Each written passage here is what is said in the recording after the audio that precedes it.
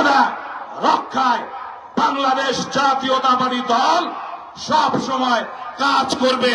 আমাকে এই কথা দেওয়া হয়েছে।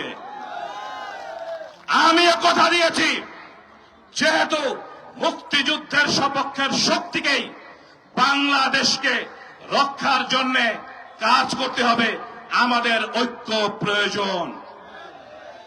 আমি আগামী জাতীয় সংসদ নির্বাচনে ফরিদপুর 1 আসনে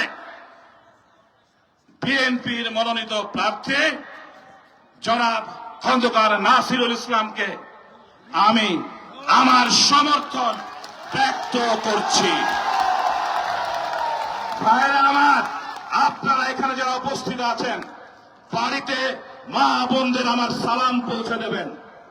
কোনোভাবেই ওই মুনাফিক স্বাধীনতা বিরোধী গোষ্ঠী যারা মুখে ইনসাফের কথা বলে কিন্তু কাজে কর্মে সবচাইতে বেশি বেইনসাফি করে, তারা যেন কোনোভাবেই আগামী 12 তারিখে ফরিদপুর 1 আসনে মাথা চালা দিয়ে উঠতে না পারে।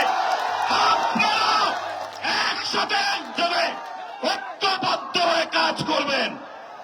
ইনশাআল্লাহ আগামীর বাংলাদেশ হবে 1971 সালের মুক্তিযুদ্ধের বাংলাদেশ।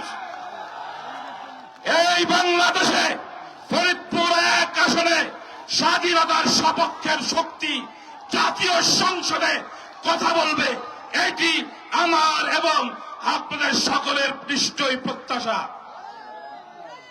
খন্দকার নাসিরুল ইসলাম নিশ্চয়ই আমাদের সেই প্রত্যাশা পূরণ করবেন।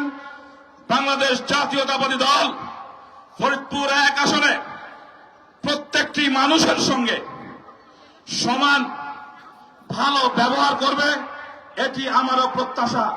আমার সাথে যে অন্যায় হয়েছে, এই অন্যায়কারীর পৃষ্ঠপোষক এই বোয়ালমারীর কুশলডাঙ্গার জনৈক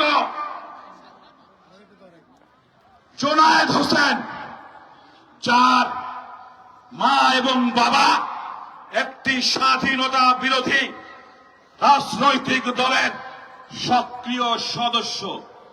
অতএব যারা আমার সাথে এই বেইনসাফি করলো, তাদের বিরুদ্ধে সবচাইতে বড় শক্তি এই জনপদে বাংলাদেশ জাতীয়তাবাদী দলের প্রার্থী খন্দকার নাসিরুল ইসলাম।